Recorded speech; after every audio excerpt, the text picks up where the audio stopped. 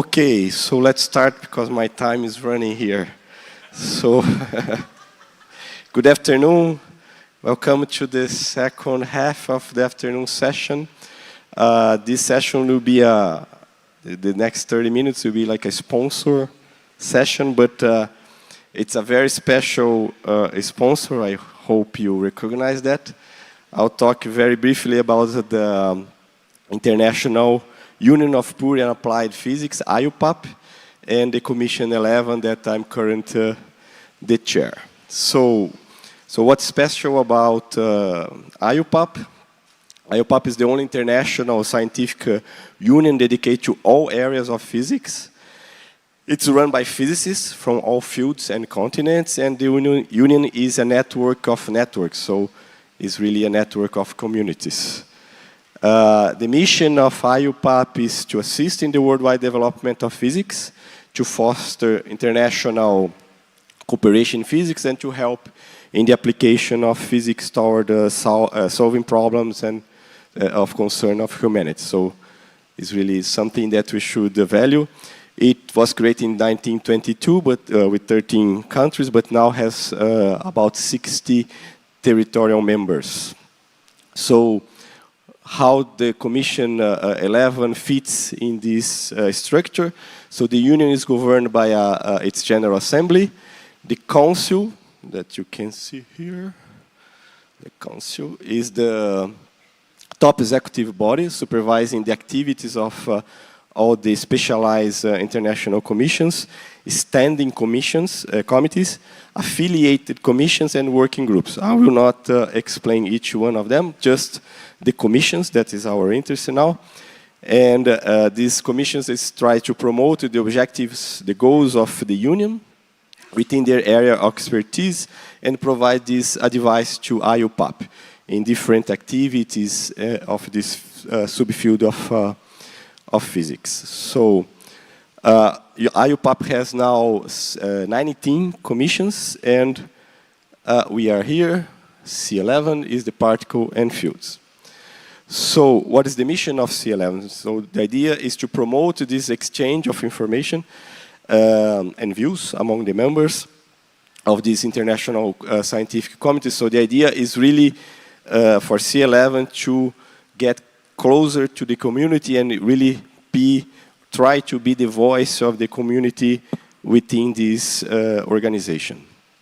But we have some more practical tasks, like or immediate tasks, like to recommend conferences to the international sponsorship to ICHEP. So when you ask for a sponsorship, C11 is the committee that decides which conference to award.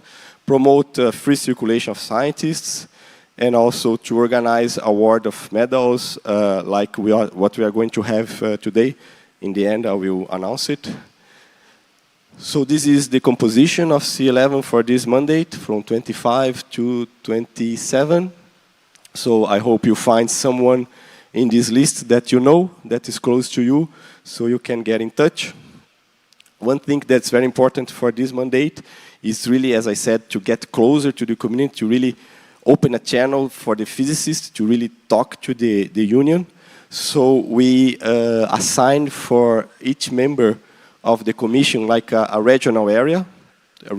So the idea is that you can look for the person that is in your area and ask questions and ask for or propose things and everything. So the idea is really to open a channel, a closer channel for everybody to reach ICHEP. So as I said, ICHEP support conferences with financial help or just endorsement. Endorsement helps to get finance from other sources. And of course, there are some criteria like scientific value and composition of organizing committee, international character accessibility of the conference, free circulation of scientists, diversity in the organizing committee and attendees, affordable category of registration fee, policies against the harassment, and also the important thing that if you want to request for the support, you must do that before June 1st of the preceding year of your conference. So do not miss this date. So just to give you an idea what conferences C11 has supported this year, 26. So ICHEP, where we are, is what we call Type A. So is the kind of conference that we give more support, more resources. Type B, so LHCP, IPEC, and TIP. And also Type C is the endorsement. So no financial help, but just the endorsement. So Higgs Hunting, Silafy, that will be in Colombia this year, and this accelerator school. So just this year, so we had a meeting on Sunday, and we decided the venue of these two conferences, Lepton Photon in 29 and TIP in 29. So for Lepton Photon, we choose Birmingham in UK. So I hope you go. And also for TIP 29, it was Ljubljana in Slovenia. I also hope you can attend it. We also discussed in this meeting on Sunday the ICHEP actually 2030. So ICHEP is a C11 flagship conference, so we take very serious. The venue is decided with 4 years in advance. And after an open call for community, we, of course, tried the best to have a rotation, geographical rotation to the venues, and the next one, 2030, not the next one, 2028, you'll see the presentation in Thailand, but 2030 will be in Lund, Sweden. Okay, some pictures here. And now, the most important part, I see I'm ahead of time, the Early Career Scientist Prize. So this is a way of recognizing contributions of early career physicists within our field. So the idea is to award candidates that have up to 8 years of research experience following the PhD. So to be a candidate for this award, you must have less than 8 years since the PhD. C11, well, IUPAP gives every year, so instead of giving the prize every year, what we do every 2 years, and then we give 2 awards. That's what I'm going to announce today. And the award consists of a certificate, a medal, and a monetary amount. Today I'll give them just the certificate. The medal was sent by mail, and the monetary by bank transfer. What we award this to young scientists is to be able to make a presentation during ICHEP. So after my talk, we will listen to them for 10 minutes each. Of course, there is no questions because it's just a celebration. And so they will speak just in a minute to you about their work. And of course, we always try to be as inclusive as possible. So the 2 awardees of the 26 prize, one is Barbara Maria Latach. So, yeah, please, round of applause. For her contributions to the development of the first coherent spectroscopy of a single antiproton spin in the BASE experiment at CERN. This established the first antimatter quantum bit and has the potential to improve precision antiproton magnetic moment measurements by at least a factor of 100. So, Barbara, please.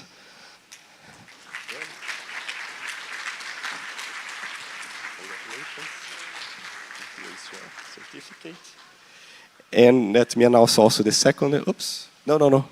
Keep the presentation, please. Yes, thank you.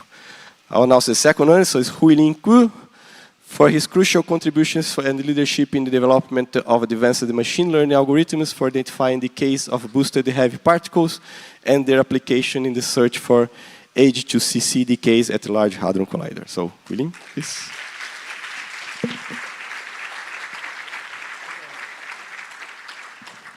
Okay, very good. So now we go, just leave to you some information that you can follow us. But we go now to Barbara. So please, you have 10 minutes. Now we can change the slides, please. A picture. A picture. Yes. We have you.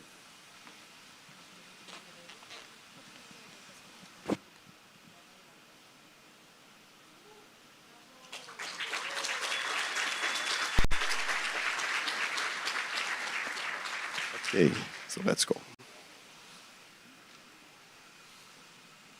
Yeah, please, the slides.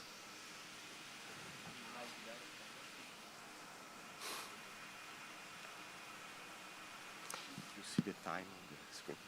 If you want to stay in the middle, and then you can see us.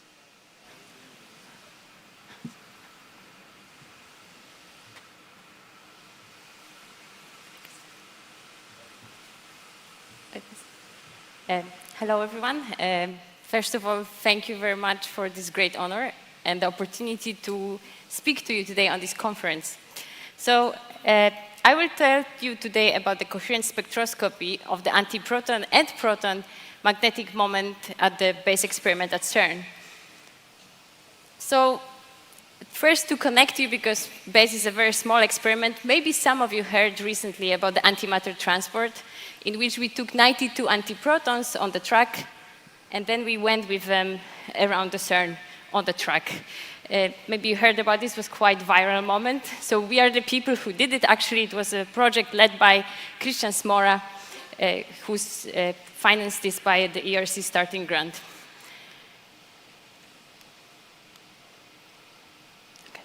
So the BASE collaboration, BASE stands for Baryon-Antibaryon Symmetry Experiment. In this collaboration, our goal is to measure fundamental properties of protons and antiprotons with ultra-high precision in order to be able to see whether there is any difference, to try to answer whether there is any motivation for the baryon asymmetry in the universe. We are absolutely huge collaboration of about 30 people. With 5 experiments. One of the experiments is at CERN. We call it the BASE CERN experiment, and we on average have about 8 people at CERN. We have 4 other experiments. 3 of them are placed in Germany, in Mainz, Hanover, and in Düsseldorf, and the mentioned BASE step, which is responsible for transporting antimatter, hopefully to all the offline laboratories in the future. So, why do we do it and what do we do? So first of all, we measure these fundamental properties because it's interesting, and we want to answer whether protons and antiprotons are exact conjugate systems. So what we do is, first of all, that we measure the mass of the particles, so we compare them at the level of 10 to minus 11 precision. We measure directly the lifetime of the antiprotons. This is accepted for publication. The direct measurement is at the 55 years now. And we measured the magnetic moment. For the proton, it was up to now measured at 3 times 10 to minus 10 precision. And for antiprotons, at 1.5 10 to minus 9 precision. What we measure also is the gravitational interaction for antimatter, which was up to now measured at the level of 3%. So we know that there is no difference between the gravitational interaction of antiprotons and protons at the 3% level. And then we also look for antimatter interaction with dark matter.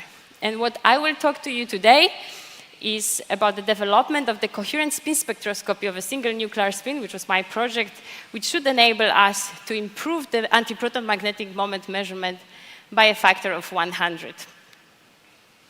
Of course, to do these measurements, first of all, we need antiprotons. And at the moment, there is only one source of low-energy antiprotons on the planet, and it's placed at CERN. This is in the so-called antimatter factory, where we have 2 decelerators, antiproton decelerator and Elena decelerator, which provide 100 keV beam for the experiments. If you ever were in antimatter factory or will be in the future, this is a picture of the Elena decelerator, and here our experiment is placed just behind it. So what we do is something very different than most of you do. We don't smash our particles. We actually want to keep them as long as possible to make very precise measurements. So in order to do it, we need to store the particles. And that's why the key technology which we use in the experiment is the so-called penning trap. Penning trap is using the magnetic field to confine particles radially. And then to confine particles also axially, we add electrostatic potential on the electrodes. And like this, we can trap even single particles with ultra-high precision. When the particles, a single antiproton, is trapped inside of this trap, it has very well-defined motion, which is described by 3 frequencies, 1 in axial direction and 2 in radial direction. And now, if we measure all these free frequencies and add them quadratically, we get an information about the absolute cyclotron frequency of the particle, and like this, the charge-to-mass ratio, so the fundamental properties of this system.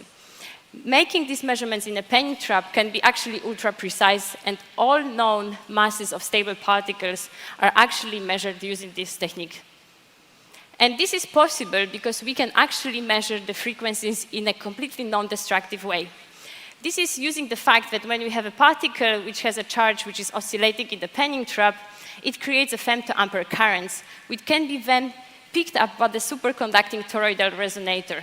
And then if we pick up this signal and make a fast Fourier transform of it, we have a peak of a frequency corresponding to the frequency of movement of a particle.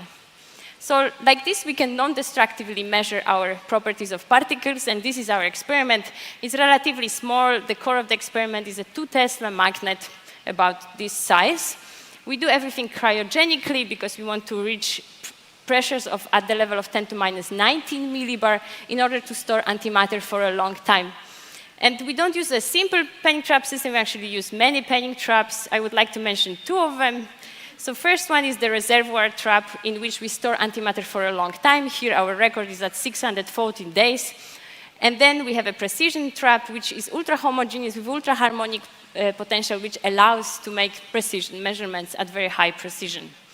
And now, how do we measure a G factor? When we measure a G factor, we need to measure the ratio between the Larmor frequency, which is the frequency of the oscillation of the spinning side of magnetic field, and the cyclotron frequency. As I mentioned, the cyclotron frequency is relatively easy to measure. We measure frequencies of motions of the particle.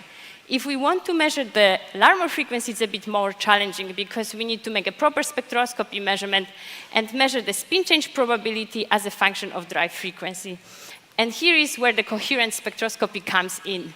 So up to now, all the measurements with single particles were done in a non-coherent way. So what you can see here is a spin change probability as a function of drive frequency. We have a gray line, which is the measurement line from 2017, and the spin field probability goes maximum to 50%.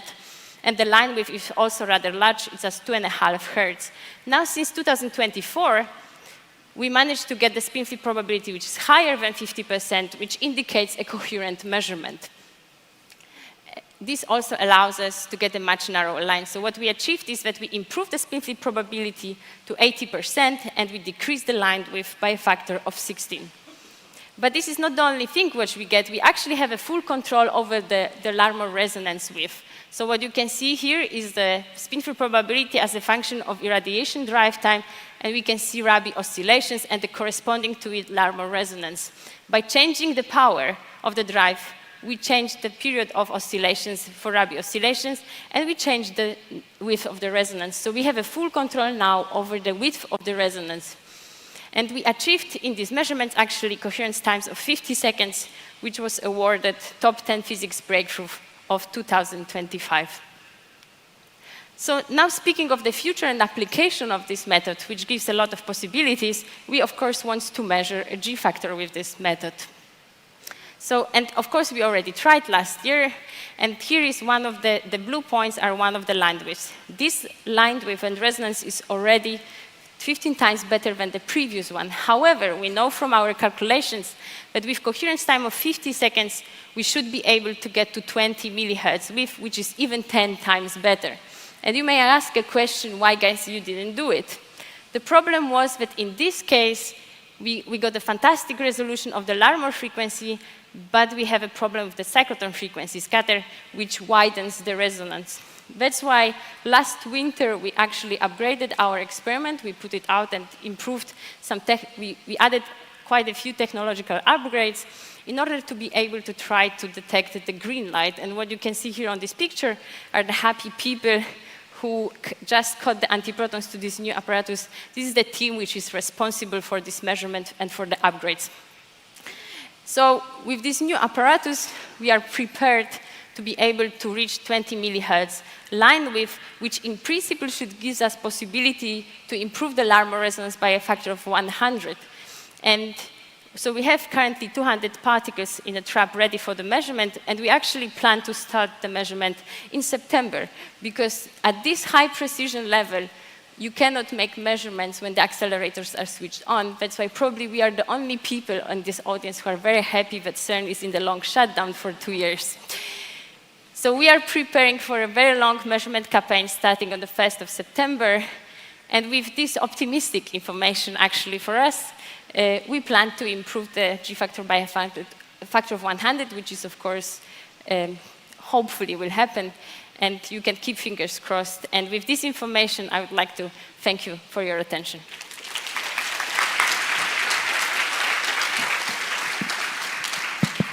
Thank you very much, Barbara. Congratulations again. Wonderful work. So now we call William, please.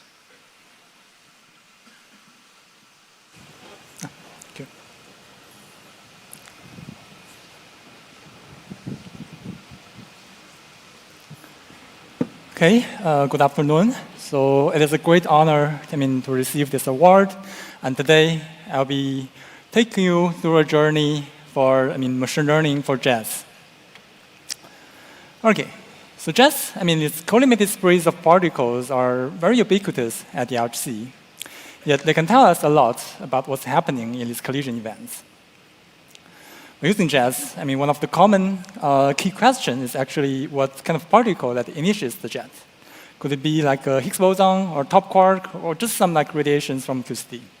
And the answer to that is jet tagging. On one hand, jet tagging provides powerful handles for us, to search for new phenomena both within the standard model and also beyond the standard model. But on the other hand, it also serves as an excellent playground for machine learning, which still has been like an active frontier for the past decade. Actually, I think an important theme, over this like decade-long journey has been the evolution of jet representations. Essentially, when we use machine learning for any kind of problem, the first question and foremost question that we always ask is how do we represent the data? I think the first approach, when we use like deep learning for jets, we basically view a jet, view our detector as a camera, and then we basically convert the jet into this kind of 2D image as you see on the right. This works, but it's not so natural in the sense that, as you see, it's highly sparse. Moving on, we got inspiration from actually natural language processing. Just like a sentence consists of a sequence of words, we can view actually a jet as a sequence of particles. And then, we can use like various neural networks to process these particles one by one. This basically resulted in the deep packet algorithm that we developed in CMS. The idea is that we basically view a jet as a sequence of particles, and then we use like 1D CNNs basically to process them one by one. This, direct use of the low-level inputs actually allow us to simultaneously exploit both the substructure and also the flavor information of the jets. And then, this leads to like, up to an order of magnitude improvement in the background rejection, when compared to traditional approaches. However, if we think about this a bit further, there's still something not so natural in the sense that for language, the order of the words is very fundamental. But for jets, there are no intrinsic ordering of the particles. So by forcing them into sequence, we actually artificially breaks the permutation symmetry of the problem. So what caught our attention, I think around 2018, is basically this like point cloud representation. And the concept of point cloud is very simple. It's just like a set of particles unordered in space, and it can be, for example, produced by like a lidar scanner on a self-driving car. And drawing inspiration from that, we can view, our like jet or collision event just as like an unordered set of particles or detector hits, and then basically each point, is characterized by like special coordinates, but also any additional features could be energy, could be, momentum, or anything else. And the key advantage here is that it's permutation invariant, meaning that the algorithm output doesn't depend on the input ordering. So with that, together with my long-term collaborator, Lucas Guskas, we introduced particle nets. And we basically coupled this point cloud approach with a graph neural network. The idea is actually very simple. We basically like connect each particle first to its neighbors and learn some like local correlations with these edge features, and then aggregate them also in a symmetric way. It works pretty well. I mean, you see here that compared to the previous approaches, the point cloud representation and the particle net architecture, outperform them by really a large margin. So while particle net sets the state of the art, what happens in the machine learning community is this kind of like a shift towards transformers. As take over language, like images and also proteins. So how about jazz? Are we at the end of the game? As a physicist, I will argue that not really. And I will try to convince you, physics and network co-design is still the key. So this example here is the particle transformer, which was developed jointly with two brilliant young scientists, Song Tiao and Si Tian. It is based on like a standard transformer in the sense that it also takes particles as inputs and then, process it like, use self-attention to learn the correlations. But we add something more on top of that. So the idea is that we add these pairwise features, which could be, physics-inspired, like the angular separations or event mass. And then, we inject them into the self-attention, as a bias term, which helps the network to learn like more physically meaningful correlations between the particles. Here you see how it works. It outperforms particle net by a large margin, improving the background rejection, for example, like by a factor of 3 in the case of top quark tagging. And then, if we remove this like pairwise modification, we just use a plain transformer, its performance barely improves over particle net, meaning that the physics-driven modification is really the key here. Okay, let me show you how it works for physics. The Higgs boson is very unique. As we all know, it couples to the fermions, it couples to the weak bosons, and also it couples to itself. So actually, it's crucial to measure all these interactions because any deviation, if we see, would be a clear sign for new physics. One of the current frontier is to probe the Higgs coupling to charm quarks, the second generation fermions. And this actually is very challenging at the LHC because first, the branching fraction in standard model for Higgs to CC is fairly small, just 3%. And then the background with phase, like backgrounds containing a pair of charm quarks, is just enormous at hadron colliders. So, charm quark tagging remains a challenge here. But actually, over the past few years, we have seen a lot of progress at the LHC for these very challenging problems. And if we focus on the story of CMS, they started with the search in the VH channel. Here we actually introduce a novel approach, which we call it like a merge jet approach, which would basically reconstruct both charm quarks with a single large radius jet, and then we use machine learning, to basically perform like double charm quark tagging with this large radius jet. Building on top of that, we actually, with the larger data set, introduce particle net. As you see here, it improves the background rejection by like a factor of 5, and then, translating to a factor of 2 improvement in the final sensitivity. Furthermore, we also use particle net to predict the jet mass, 50% improvement in the resolution, and translating to another 20% improvement in the final sensitivity. A more recent development, together with my CMS colleagues, is this TTH channel. It's actually quite challenging because you see, there can be like many leptons, jazz, some of them being like B jazz or C jazz, complicated event topology. We tackle the flavor tagging, with particle nets in this like 2D approach, tagging both B and C jazz, and also use particle transformer for the more complex event topology classification. Putting all this together and combining VH and TTH, we set the most stringent constraint on the Higgs-Charm coupling to date, using just the RAN2 data. And if we extrapolate to high luminosity HC, we expect something, of order 1 on the upper limits. But of course, more improvements will be on the way to reach the first, evidence for this rare process. So what's next? One of the the directions is scaling. If we compare what happened in large language models, the models there are really quite big. And the models here in Henry physics, compared to that, is still very small. So which means that there could still be a lot of room, for the future. One of the interesting, perspective or paradigm here is the so-called foundation model. By training on like really broad data sets, we can derive models that can be, adapted for a very wide range of downstream tasks. So foundation models have been actually in recent years very actively, explored at the colliders at various levels for, hit level, for like particle level, jet level, and also at the full event level. But then, a very interesting question here is that, I mean, can we have an approach that basically unifies the different layers and link all of them together to have something really covers all the stages? Going beyond, I mean, if you think about like these, non-canonical experiments like dark matter searches, neutrino or like cosmic ray observatories, their physics codes could be very different. I mean, they probe very different like phenomena, but the underlying, data representation in the machine learning perspective are actually quite similar. So can we imagine some kind of like foundation model that's generalized across these different experiments and also across like very different energy scales? So the charming journey has not ended, and I'm pretty confident that with AI and machine learning, more excitement is still on the way. Thank you very much. Thank you, Huilin. Congratulations again for these amazing works. So let's end the session about ICHEP, and then I pass the word to my colleagues, Mauro and Irina, for the poster award. Hello, everyone. So we are here to present the awards for the best posters for the early career candidates. And also, Irina will present an overview of the poster sessions that we had.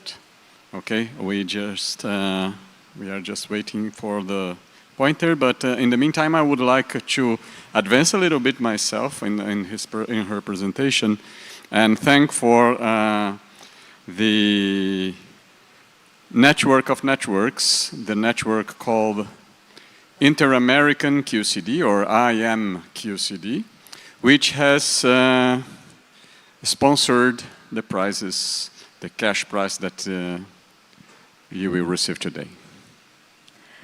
So it is our pleasure to be able to present on behalf of the local organizing committee, poster committee, the ICHEP 2026 Poster Awards. Maybe no music yet. So first of all, we had a total of 130 posters presented in person here over 2 days, so that there was enough time to discuss with all the presenters and give them the deserved attention. All the posters were also being displayed here in the foyer at the plenary sessions. And if you have a poster and you haven't yet collected your poster, you can collect it straight away. We cannot keep your poster. So despite the fact that the space was quite dense, there were some very lively discussions and excellent networking going on at the poster sessions. And out of these 130 posters, 81 were submitted as early career posters, so they are eligible to be evaluated for an award. And of these, 70% were by Brazilians or people from Brazilian institutions.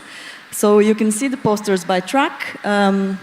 Basically, we had most tracks, and we had most posters from neutrino physics and operation performance and upgrades of present detectors. The judges were looking for posters with good science, good visuals, well explained with enthusiasm and with a good contribution from the early career scientist. And a disclaimer that there were many, many excellent posters, and it was very hard to select a few from them. So the job of the judges was quite difficult. So I would like to, first of all, thank the poster organizers, the poster session organizers, especially Mauro, who organized everything. I would like to extend many thanks to the 22 poster reviewers who kindly agreed to review quite a large number of posters. Their names are here. I won't go through them all. I would like to say many thanks to all the poster presenters, early career or not early career, who showed their amazing work and excitement about their work. And of course, I would like to thank everyone who participated in the poster session.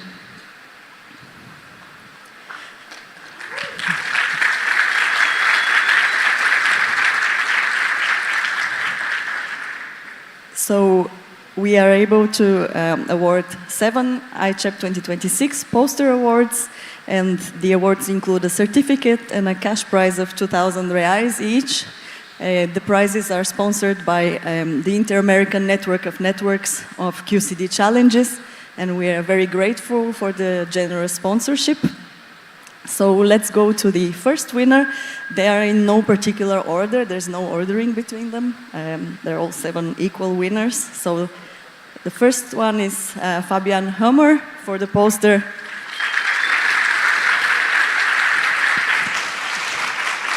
Fabian is coming. For the poster commissioning and validation of the CMS HGCOW SciPM on the system. Congratulations, Fabian.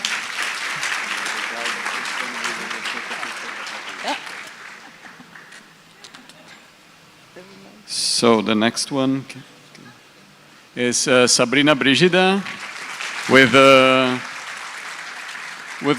poster presenting constraining gamma ray lines from dark matter annihilation using C-tau data.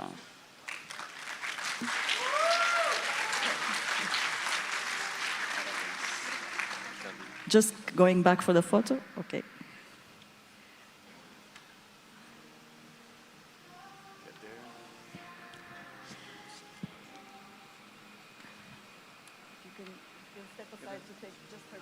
Yes. In the end, we'll take a photo of everyone. Sabrina, you can stay.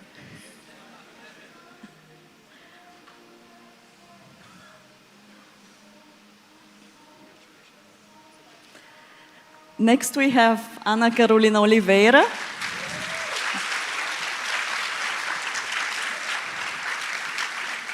For the poster, Improving the Sensitivity of the Coney Experiment with Convolutional Neural Networks.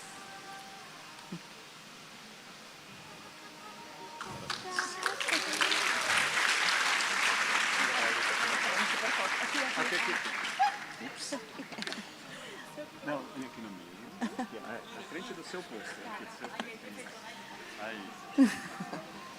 Agora minha vez. So the next one will be for Katharina Lachner, Vertex Activity Study in new mu CCO pi interactions at the upgraded T2K near detector and DIT 280. Congratulations. So you stand in the middle there so that they can take a picture and then they go beyond.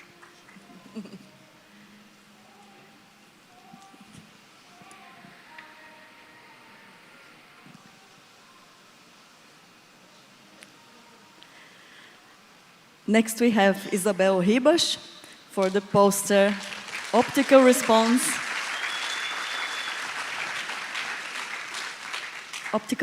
and Vito Performance Simulation of the Power Prototype for Dune Phase 2.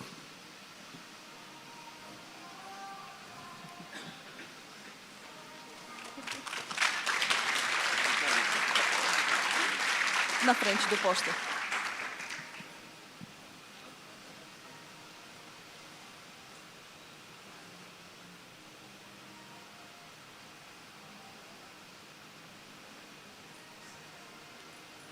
So the next one is Lucas Ferrandi with the measurement of the J-psi fragmentation function in PP collisions at square root of S 13.6 TV with Alice. Lucas, where are you? Ah, okay, you're always different.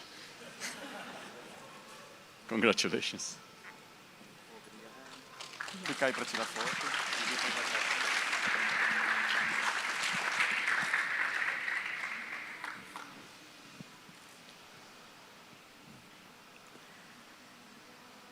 And last but not least, Beatriz Moraes Vivacqua.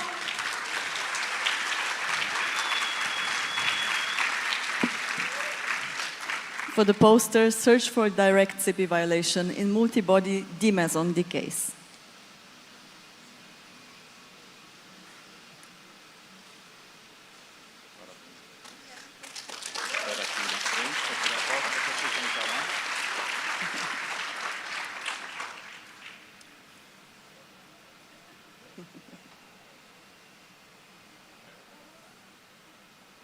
So now you come together. You all come together here Let so us that we can congratulate all the poster winners. Yes, let's do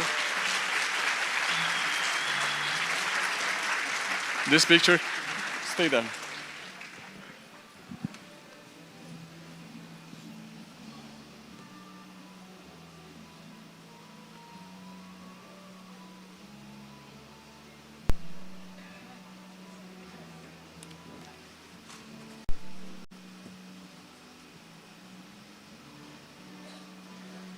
Congratulations. Okay, congratulations to you all, and thank you very much. Thank you everyone.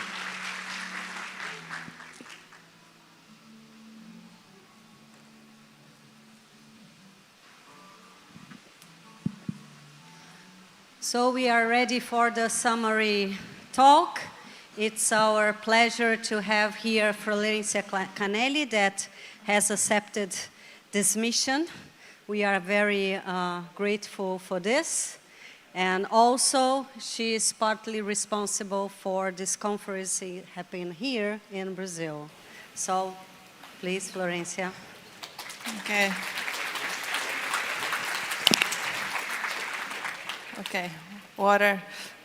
Okay, while we wait. Okay, I can see it here. You cannot see it yet. Hello.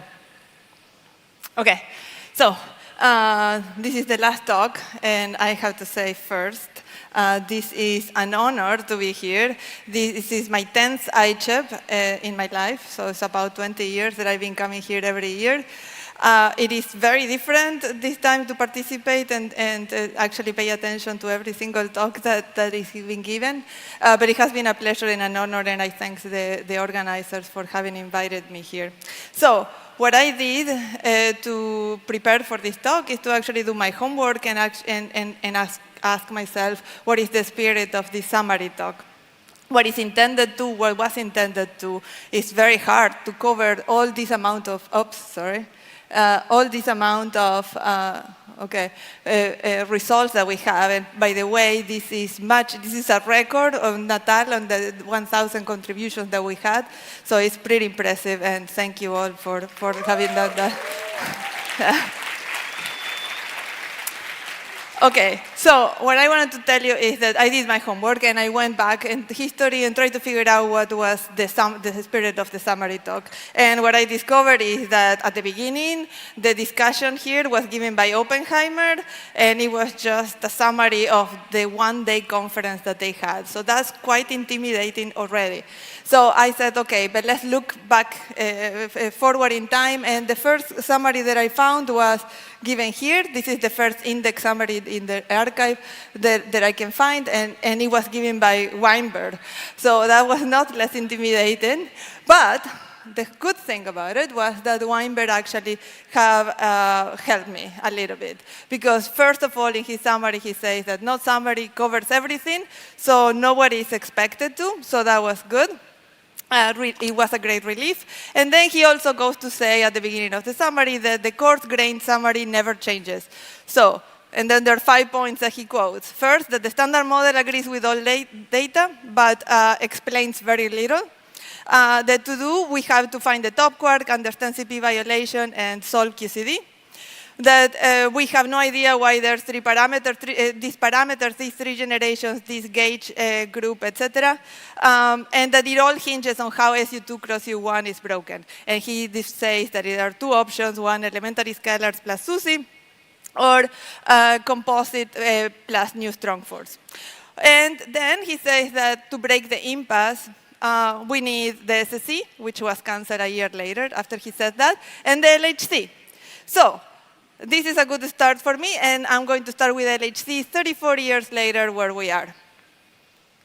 So the LHC is the world's largest, the most powerful particle accelerator. It started in 2008, and it just ended a few weeks ago. So it delivers 500 inverse femtobark experiments to Atlas and CMS, and also with proton-proton collisions, and also has delivered heavy ions and light ion collisions as well.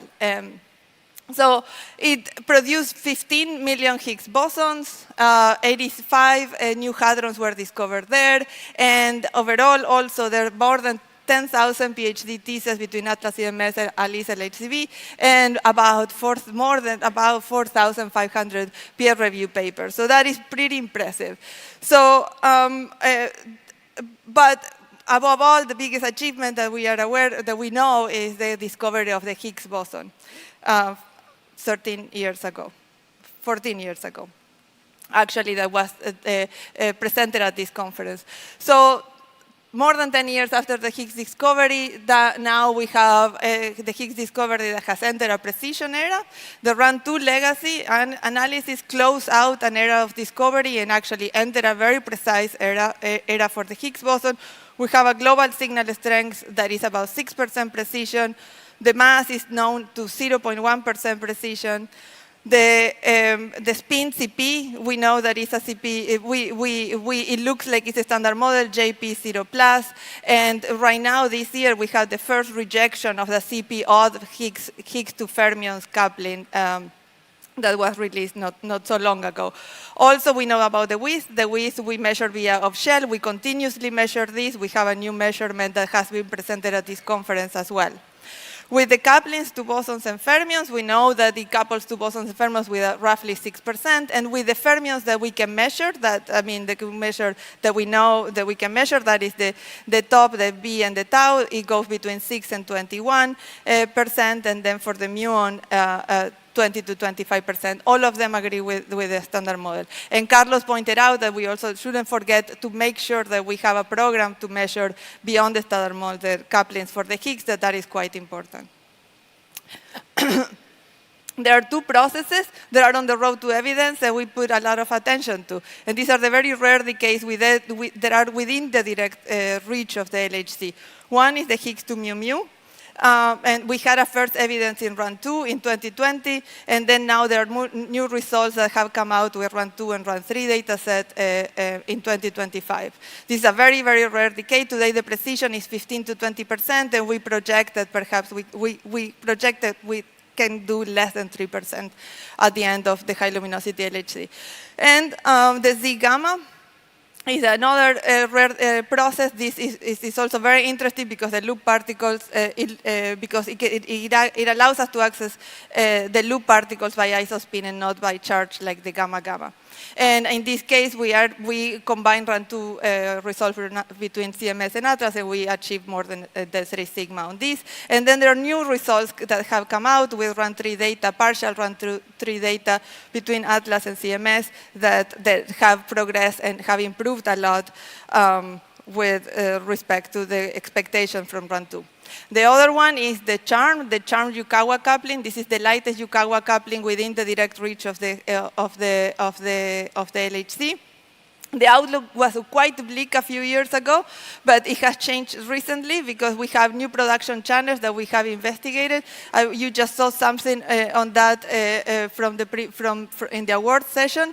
And then we also have a lot of improvements on the machine-based jet tagging that have changed this outlook. And now we expect that with high luminosity LHC, the projection for the kappa C, the coupling to CHARM, the sensitivity will be within 1.5 times the standard model value.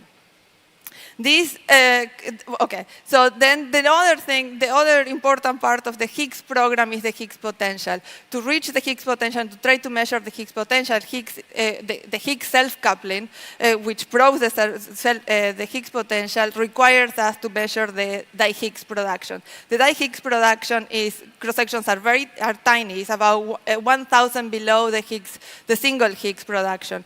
So for that, we need, and the Higgs has an immense amount of channels that it decays. Okay, immense, a few, but we have to combine all these to be able, because there's no one single channel that has all the sensitivity. So then, to be able for us to reach and compare and combine all these signals, we need to have a huge program, and each of the Atlas and CMS have a lot of people working on this program for HH towards the end of also high luminosity LHC. Currently, the constraints for Atlas and CMS from RAN2 are having a signal strength of 2.5 observed, and a coupling that kappa lambda, which is the self-coupling for the Higgs boson, between 0.71 and 6.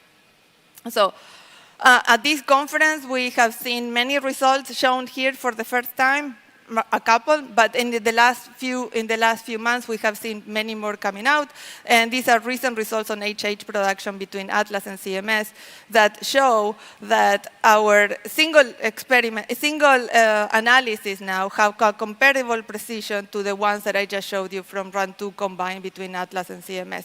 So this is a great achievement. It doesn't come just from adding data. It comes actually from a whole program of improvements that we have.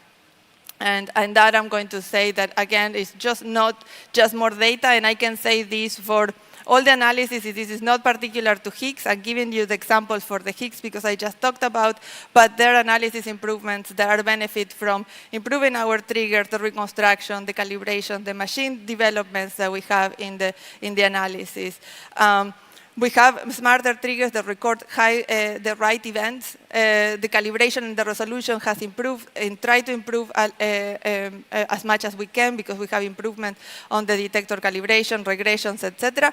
And then also, of course, there's machine learning and AI reconstruction and tagging in the better objects that we have to be able to reconstruct these events. And last, as you have seen also today in Harvey's talk, the simulation and computing is also quite important, and we have been able to improve that as well. So there are many advances that many advances are what led each of these new Imber femtobars by more than is shared for most of the LHC program.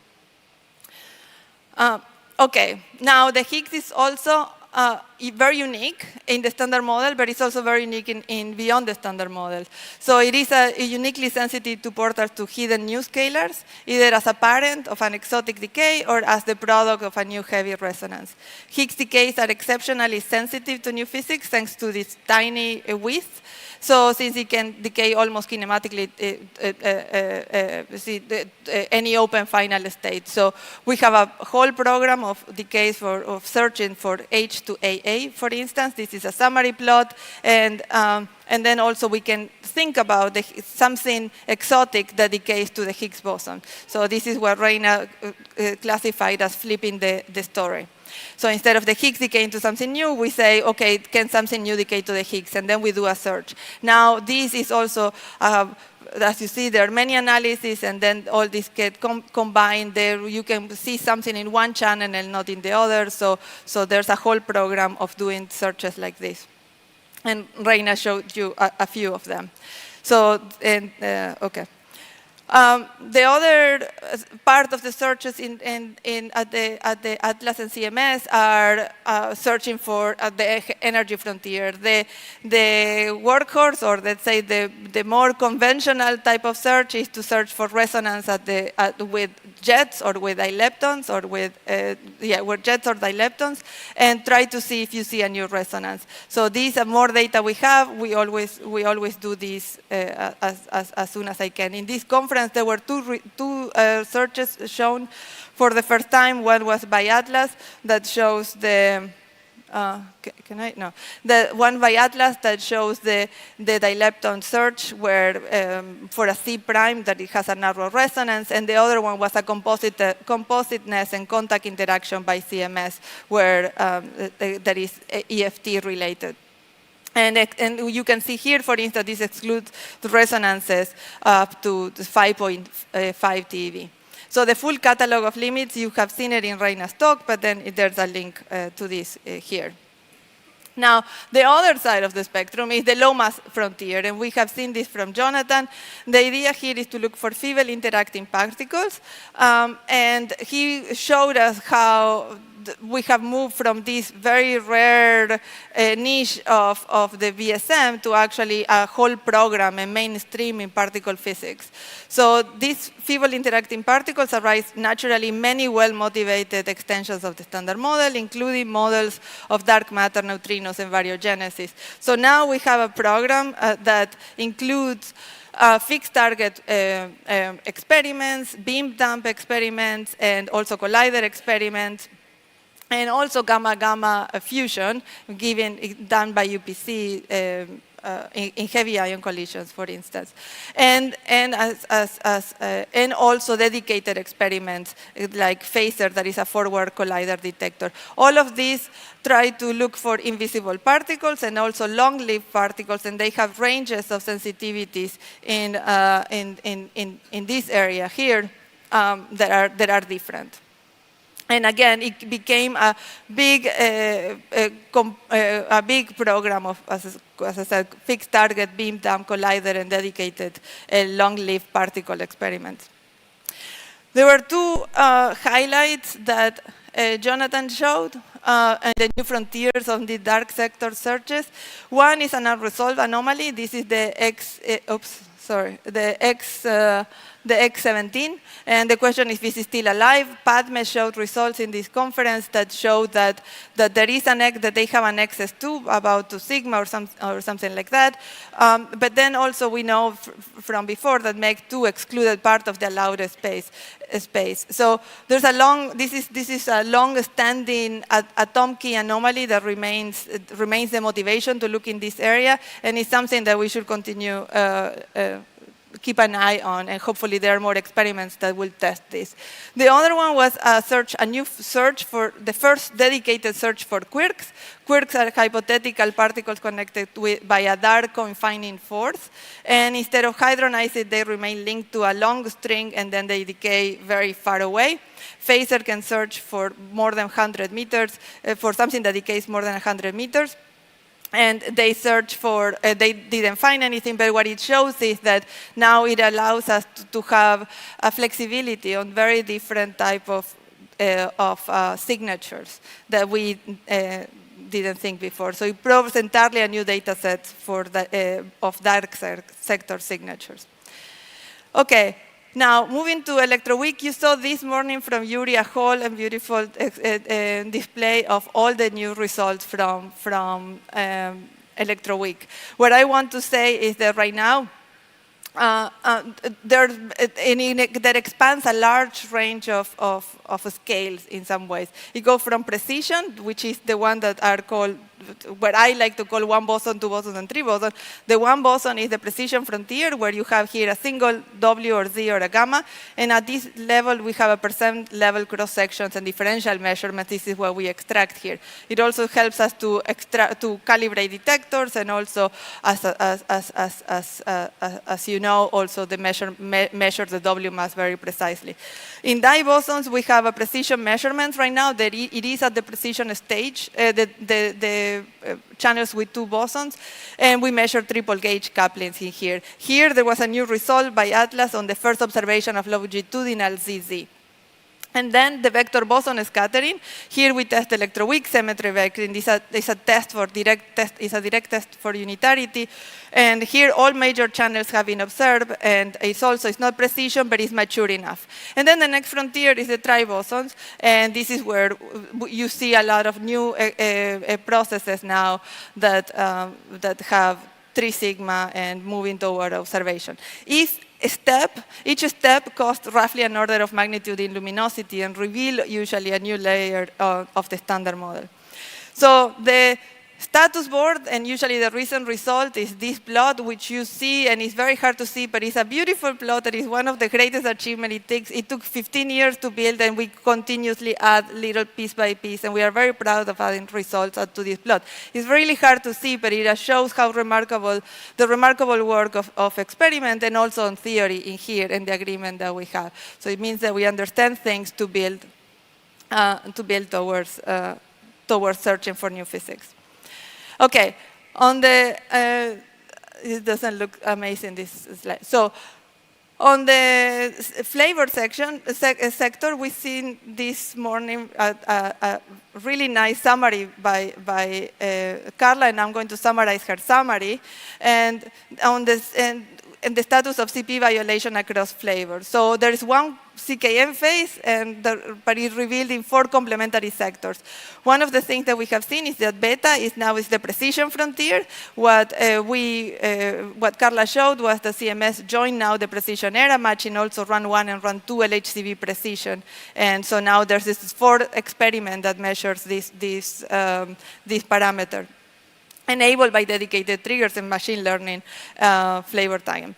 Then on the status on gamma, and it is a CKM consistency and is over-constraining the CKM triangle. So gamma at this point is the world best.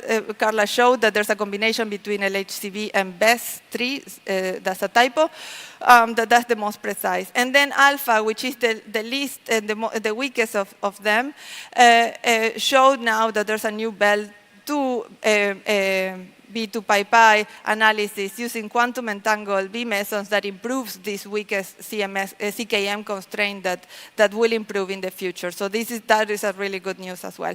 The other side is that now in the last year we have new variant CP violation.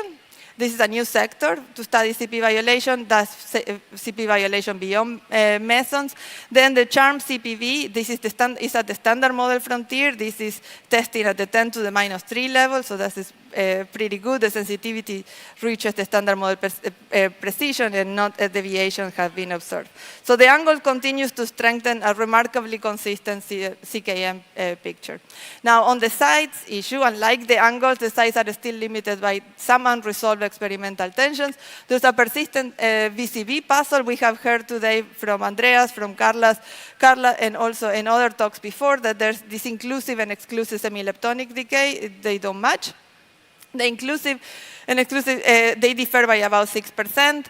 Currently, CMS and Atlas show a new measurement that will be completely independent of these two that could solve this discrepancy. Now, that being said, it's a 6% uncertainty, while the other one is a magnitude smaller. So it will take a long time to be able to solve that puzzle. Belt 2 reaches the precision frontier, so now they have new exclusive VCV and inclusive VUV results, so they have new measurements now that are rival the world average, so that's pretty good. And then BEST 3 now anchors the first row, that is VCD and BCS, they own that. So the CKM picture remains consistent overall, but this VCV tension is something that is open so far. Now, the other thing that we have seen was this rare kaon decay. There is a precision frontier. So this is an ultra-rare decay that probes flavor changing neutral currents beyond the search for 3-level process. The good thing about this K to pi nu is that it's very well, very precisely calculated, and theoretically the result is very precise from our prediction, so we can compare it very well, and it's one of the cleanest flavor observables in the standard model. So it has high sensitivity to new physics up to the order of 100 dB. So the new result from NA62 is the lowest branching ratio ever measured. This was said by Carla, and I like to say it again. And now this is a result that will improve with upcoming data set, which is 1/3 more of the total, that in the target precision improvement of about 15 to 20%. Okay. This morning, we saw a result from the G-2. This is a long-standing G-2 to be reassessed as both theory and experiment improve. We also heard that there's a lot of theoretical advancements and work on trying to improve this. There's plans to further constraints. Also from the experimental side, there's a mu-E at CERN experiment that is measuring the hadronic vacuum polarization, HVP, that is the dominant uncertainty on the G-2 prediction, and that is expected by 2030. And then the J-Park mu on G-2 that we just heard today in the morning is the first mu on LINAC, and is expected to improve to go from 1450 ppb to 100 ppb, which is a huge it's a huge improvement on this measurement. And you can see that little thing here. That's the new goal. So the next decade will reduce theoretical uncertainties and experimental uncertainties and will clarify whether there's any discrepancy that remains or if there's a new discrepancy. Okay, next. This is something that appeared in some of the talks, but small, and I don't have more information, and I'm not adding more information to what was said before. But essentially, this is a new particle that was discovered by LHCb. Is the BS star 5700, and here you can see it's a beautiful peak, and LHCb reported this here. And the issue with it is that it's 100 MeV lighter and with a narrower natural width compared with the conventional quark model prediction. So it was long-awaited lowest Layton scalar of this B0 meson, the beauty counterpart of this one that was found in Babar in 2003.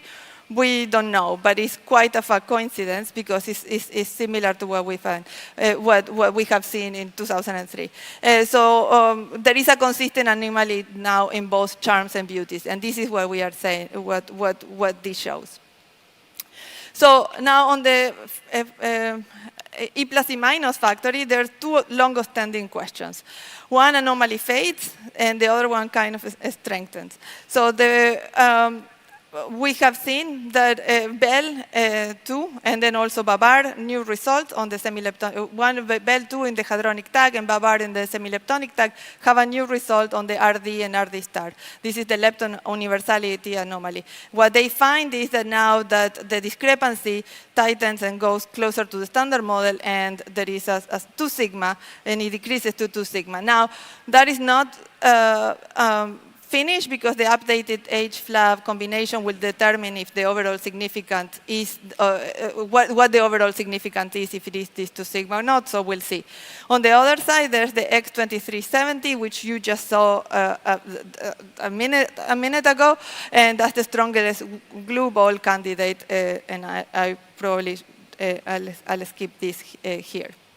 And that will be good if confirming a second glue ball state remains essential.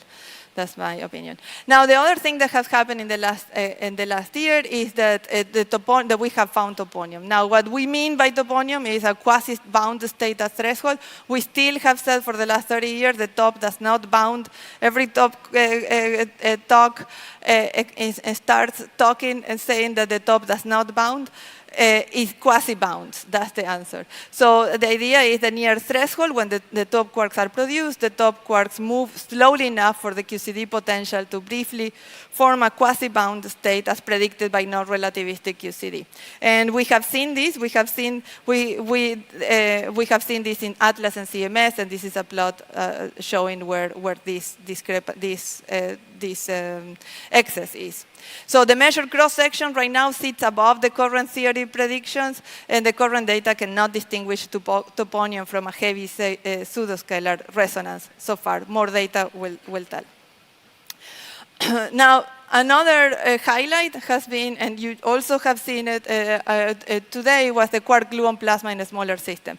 All 4 LHC experiments converge on this collectivity of small systems and doing different type of analysis. One is doing the jet quenching, Atlas is doing the jet quenching, and then CMS doing particle and quark-anion suppression, and then LHCb doing charm hadrons, and Alice is essentially looking at the emergent collectivity. So the conclusion from here is that yes, it happens long before perhaps people thought that the quark-gluon plasma could only be created in heavy ions, and now we can see that it can happen in light ions like oxygen. And the question is now no longer whether a small system behaves collectively, but whether the transition to a quark-gluon, where the transition to a quark-gluon happens, where the transition to a quark-gluon begins.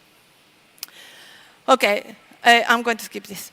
Okay, the next thing for the LHC is the high luminosity LHC. And right now we are in a shutdown that is about 4 years long. And you have, this is the next, and that will start in 2030, June 2030, and then end and run for about 10 years. So currently the experiments, the 4 experiments, are on a shutdown, analyzing data, but also preparing for their upgrades. We have seen a few of these details in Ettores'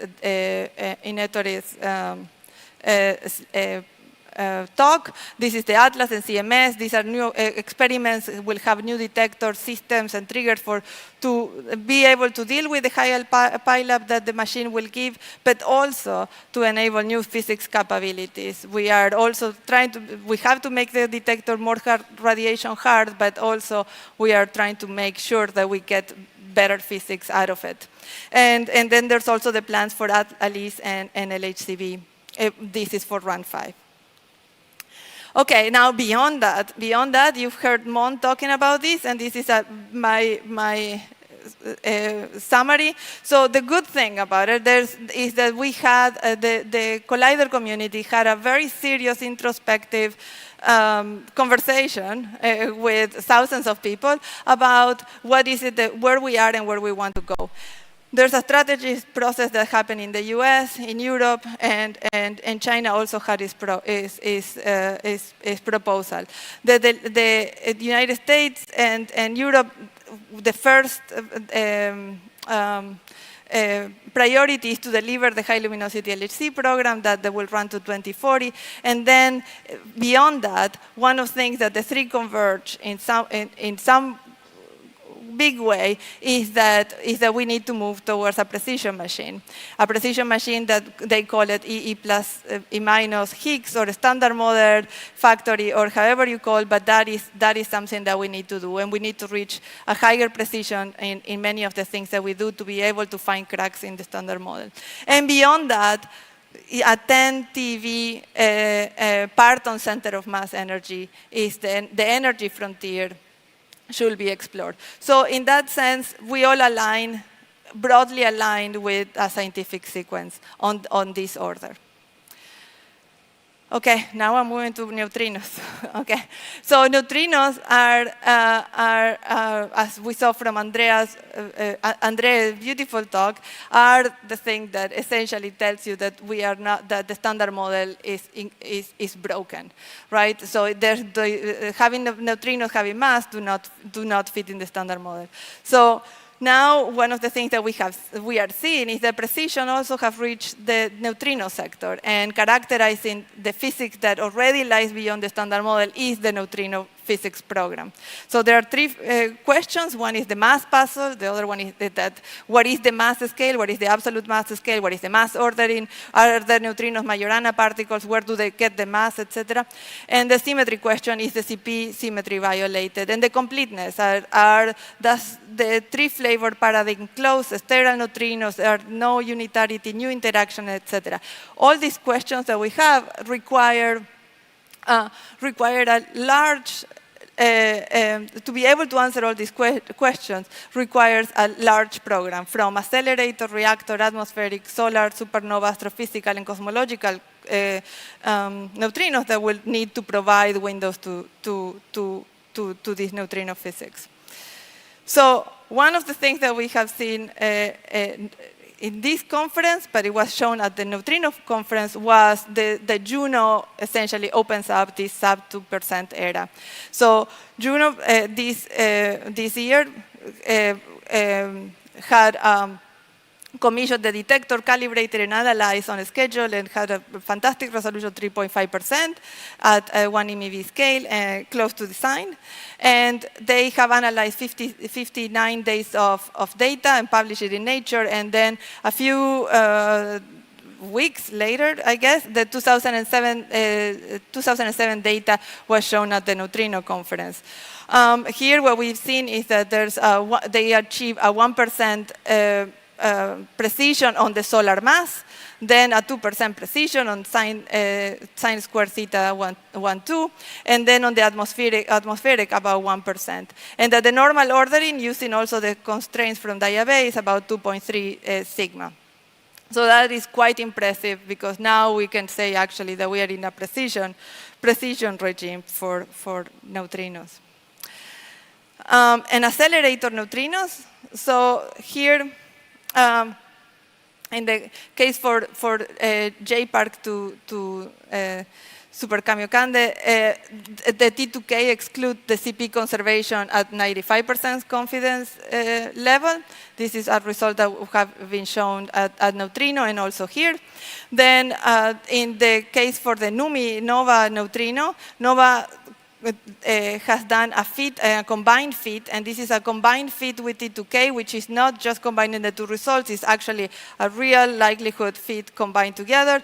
And this, they show that, that the joint likelihoods and data set resolve ambiguities no one can alone, and then the final, they show that everything fits on the three neutrino framework. The final data for NOVA now is coming, and the recorded data is still to analyze, and so the best result from NOVA is still ahead and is coming. On the short baseline, anomalies are heading to closure. This is from the Fermilab booster. There's a few results from SBND,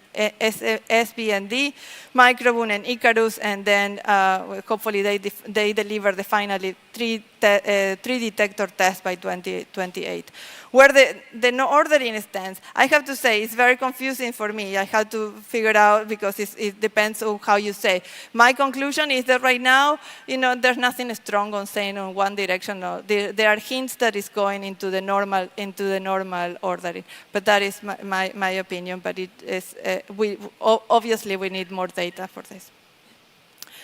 And that we are going to get more data. So the next decade, we are going to have precision delta CP, the delta squared 3.2, and then the theta 2.3, and the decisive ordering probes as well. So these are going to come from Kamiokande and from Dune, and also from Juno, and the definite determination of the neutrino mass ordering, the CP symmetry, and also a rich program that will include the solar neutrinos, supernova neutrinos, and physics beyond the standard model will come this decade, once that these two experiments are up, which is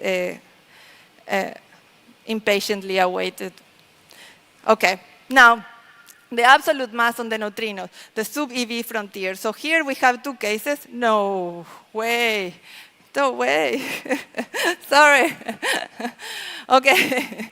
So here we have two cases. We have the laboratory that is measured by Catherine, that is 0.45, and then we are going to extend. We are going to continue having a result until 2027, and then they aim to go to this number to 0.3. On the cosmology, the mass measure is much more precise, and here we have a 0 up to 0.1, but this depends on the model that we consider. So this is the laboratory and cosmological measurements provide complementary probes of the absolute neutrino mass. The neutrino-less double beta decay, so this is quite, so currently the 10-second summary is that there are ton-scale experiments that are trying to push in this direction. It depends. If it is inverted ordering, they are going to be able to exclude everything. And in here, if it is normal ordering, it is more complicated, but that is not completely, but this depends essentially on the unknown Majorana phases, so it's not obvious that they can, that everything is given. There's a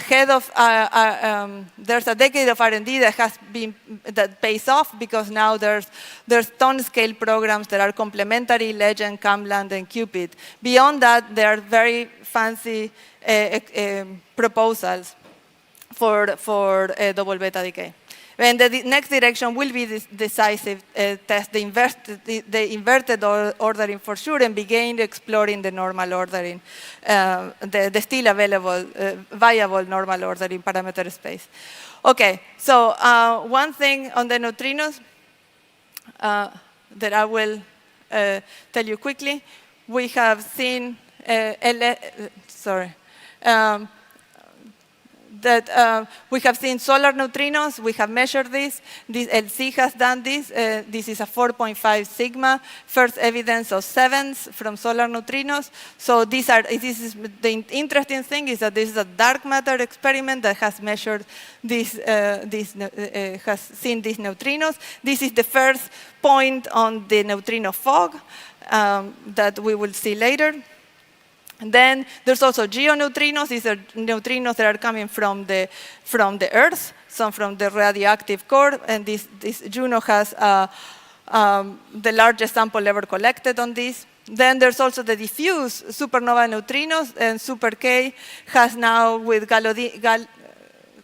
GD, okay, data signaling that indication that strength is between 2.3 and 2.6. So this is quite exciting. These are all the neutrinos that come from all the supernovas that ever existed in the universe, and there's a neutrino background for that, and you could measure it, and that is what that is. And there's hope that, I mean, in the next decade that we will be able to observe this. Okay, now dark matter. So there's, I'll go quickly through this. So essentially here we can divide the dark matter in some stages. Depending on the mass in some ways, or depending on the type of dark matter it is. So I divided it like this, following what Alejandro had, and essentially it is heavy dark matter, so this is probe mostly with tone scale xenon, then this has the lower limits. Then this is the light dark matter, this is the sub-GeV window, that is, we are trying to open the sensitivity here, and then the wave-like dark matter, so that is a huge range, and that is done by haloscopes, and that test essentially axions. Okay, so the current limits for dark matter, and this goes also to the TV here, is that we have 3-ton scale experiments that compete limit by limit. Limit for limit, which is quite interesting to see. So LZ right now has the largest WIMP search exposure to date. LZ, Xenon, and Panda X now deliver comparable world limits from where, for an odd person that is not doing the direct detection, they look similar, but I know how this is. And this is the fog that I was mentioned before, and this is one of the points that was measured. LZ has its best limit, limits above 5 GeV, and Xenon and TON, stronger sensitivity around 30, and low threshold analysis. And Panda X, it has comparable TON scale performance. So the future will still benefit, and the near future will still benefit from increasing the detector exposure and having these experiments move forward. And this is exactly what is going to happen. So LZ is going to run to 2028 with 1,000 plus live days. One of the things that happened in the last years is that Xenon, LZ, and Darwin merged, and these are planning to have a 60-ton baseline designed to the neutrino fog, to go all the way to the neutrino fog, and this is by 2035. Then dark side will start expected the first field by 2026, and in this conference, in a parallel session, we heard the plan for Panda X 20-ton that is aiming to have data by 2028, and all of them are trying to get to the neutrino fog. Okay, so then, but now that is not it. So then we have the technology that becomes also the frontier to be able to get to this area here. Here we don't benefit for having more exposure. What we benefit from is to have better technology. So then here we need new detector concepts that are expanding the dark matter WIMP below this GeV range. And in the parallels, we've seen many of the technologies being proposed, and they are from quantum calorimeter, superfluid, helium detector, and low threshold noble liquids. So progress is driven in this area fundamentally by new sensing technologies. Then we have also the wave-like dark matter. Here, there are current experiments that are starting to cover. These are the limits that we have, and then in shaded area is the expectation of these experiments, and we think that to get to this axion, this is the QCD axion limit that we have, there's good plans for these experiments. So there's a diverse experiments to prove the axion across 10 orders of magnitude in mass and 6 in coupling, so that's gigantic, and there's many experiments that are trying to cover it all. I mean, not one experiment all, but in many experiments that covered slivers of it. That's the thing. Okay, and last, this is the cosmic frontier, and then we go to the beach.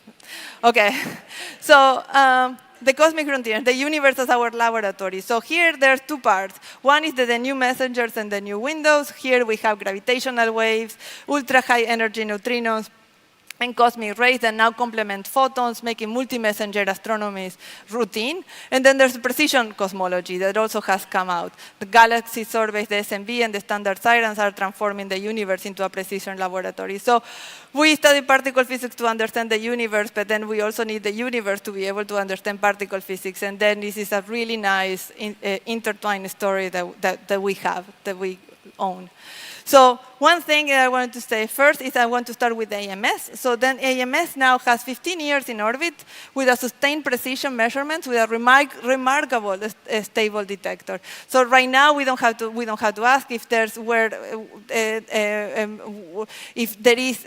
if we see a signal, but we want to know where the signal is coming from. So right now, and we also try to understand what is the propagation of cosmic rays. So the precision measurements are revealing both the sources of the cosmic rays, so the origin, and the physics of the transport through the galaxy, how the cosmic ray transport through the galaxy. In the case of the origin, right now, the positron excess, it looks like there's a cutoff there. There's also an electron excess, and the antiprotons independently support a common source picture of antimatter. So the origin of this remains open. Is the dark matter or a nearby pulsar? This is not yet known.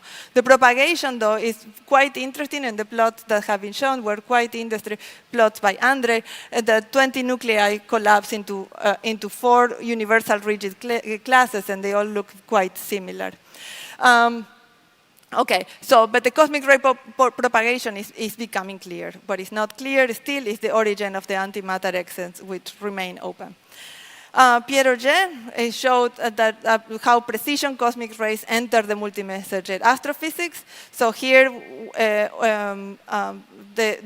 what is known now after, again, 17 years of this experiment has 17 years of run, and is the largest and most precise ultra-high energy cosmic ray data set ever collected. The sources, it is obvious now, it's clear now that there's an extragalactic origin for this 8 eV cosmic rays, but the sources still remain unidentified. The composition becomes heavier above the ankle, so at high energies, and they favors the mixed and heavy primaries.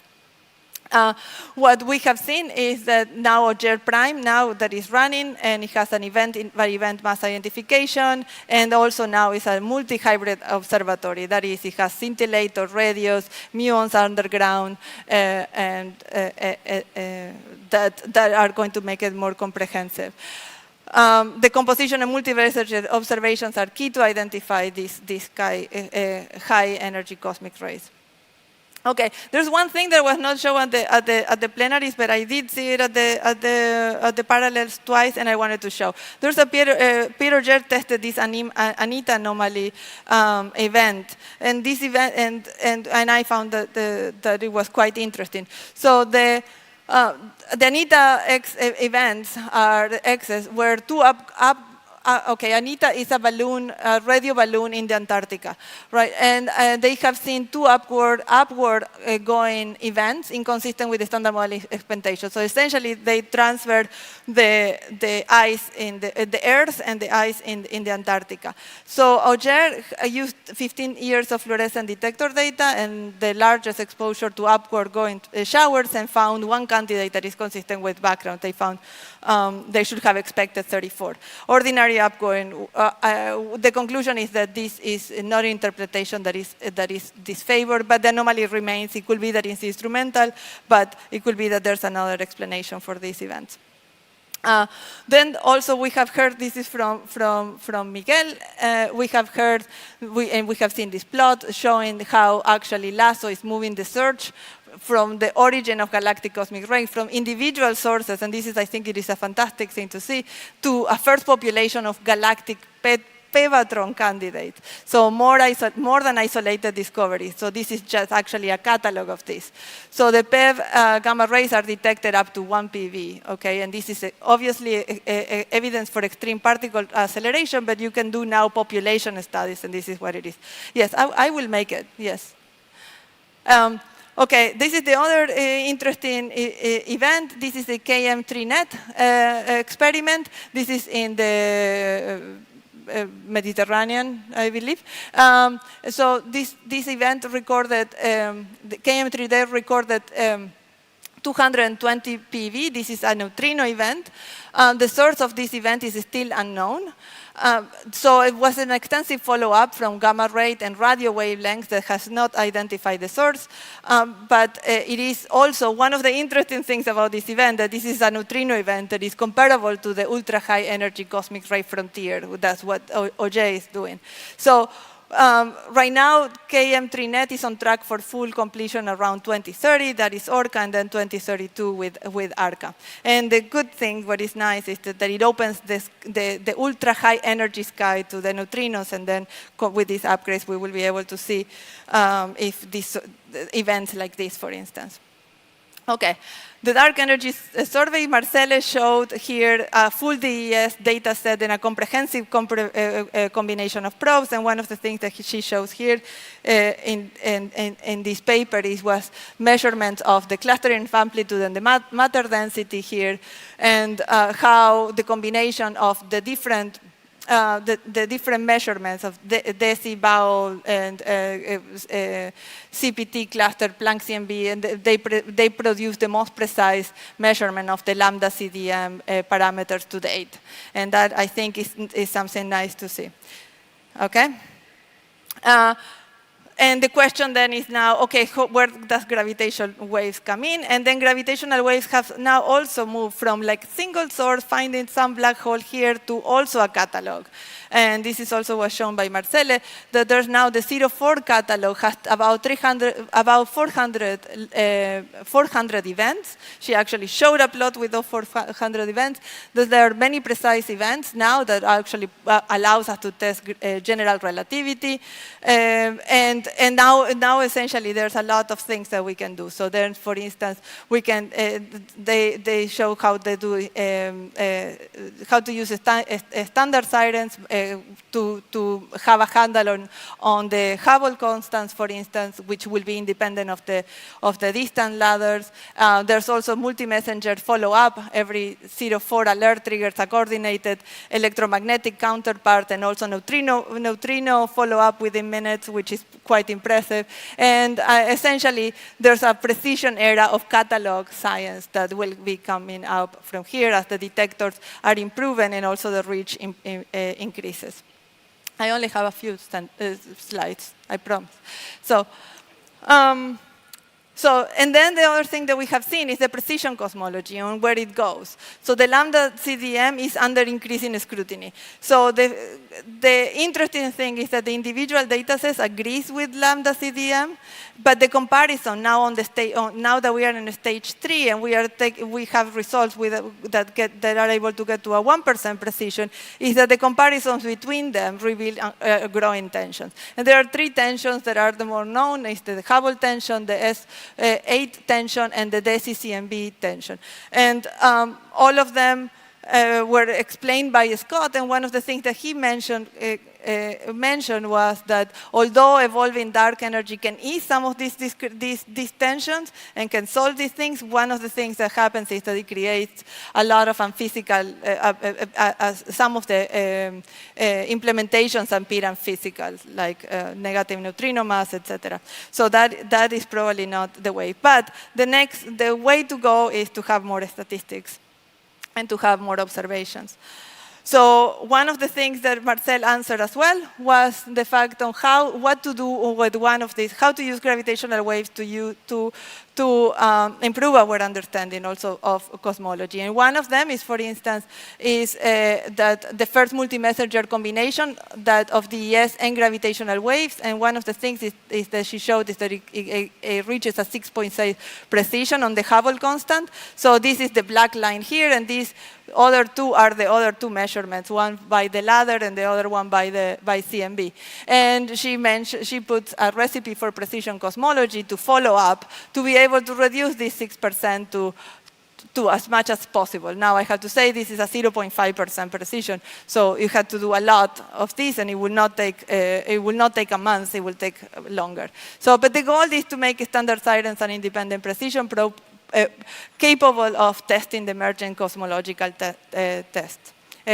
tensions. Okay, okay. So the good thing is that the universe is about to get much clearer. So we have a multi-messenger era with routine combinations of photon, gravitational waves, neutrinos, wide field of optical surveys. Then the dark energy verdict nears. We have Rubin, Euclid, Roman, and Simons coming out. And then we hopefully have Einstein telescope and cosmic explorer. And then also there's many telescopes that will sharpen the sky. We have CTA, or Jet Prime, and then on the neutrino section, IceCube, Gen 2, and KM3net as well. So then the next decade will be defined not by a single experiment, but how by complementarity facilities spanning also colliders, underground detector, gravitational waves, neutrinos, and the sky.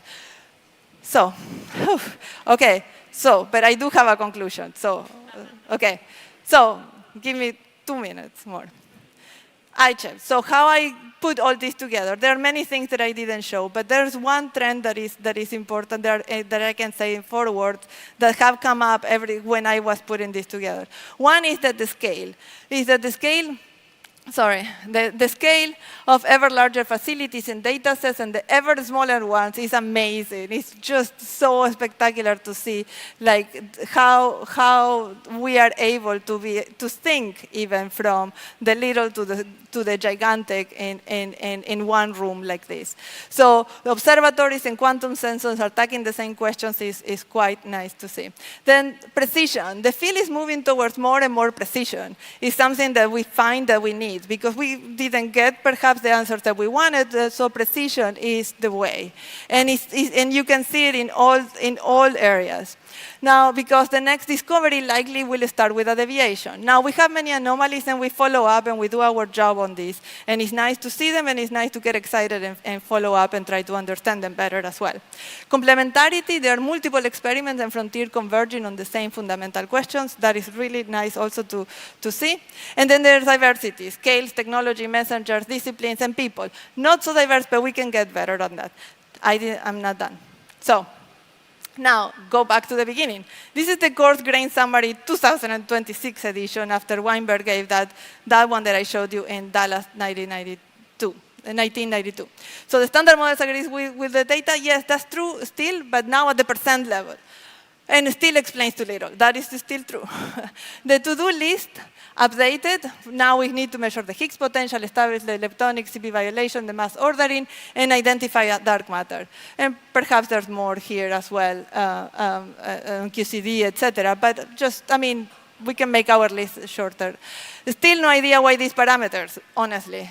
Gauge, generations, gauge group, but neutrino masses are the first confirmed crack in some ways.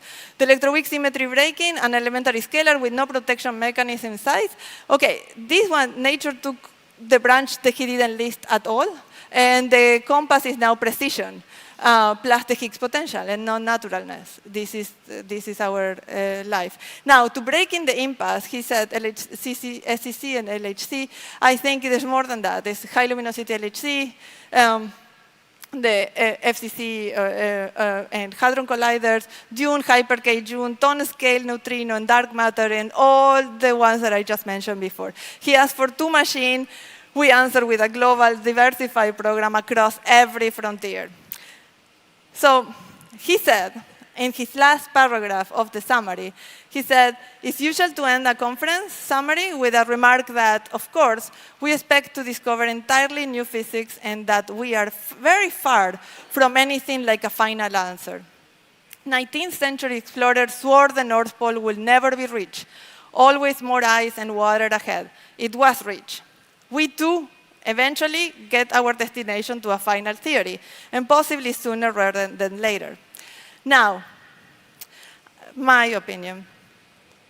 Weinberg wanted the destination, but look at the journey that we found while the pole stayed out of reach. Neutrino masses, a dark universe, an accelerator cosmos, the Higgs with no protection, and we have not reached the pole, but every expedition has completely redrawn the map. So, thank you.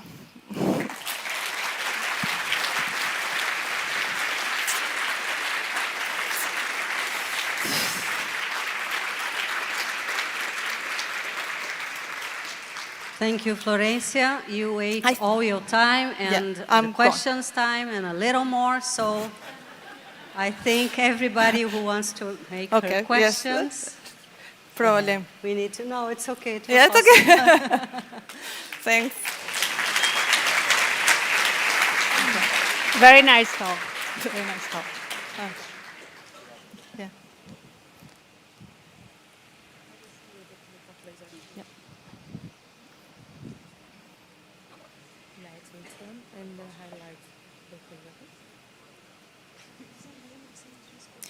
Okay. So, hello everyone. It is a great pleasure for me to introduce ICHEP 2028, which is the next ICHEP. Will be organized in a beautiful city of, which is Bangkok in Thailand. My name is Chayanit Asawatangtrakundi from Chulalongkorn University. So from now you have 2 years trying to learn how to pronounce my family name. So I will serve as chair of the local organizing committee, and I will have, together with Professor Albert de Rock, as co-chair. But first, let me begin with a short introduction of Chulalongkorn University, our host institution.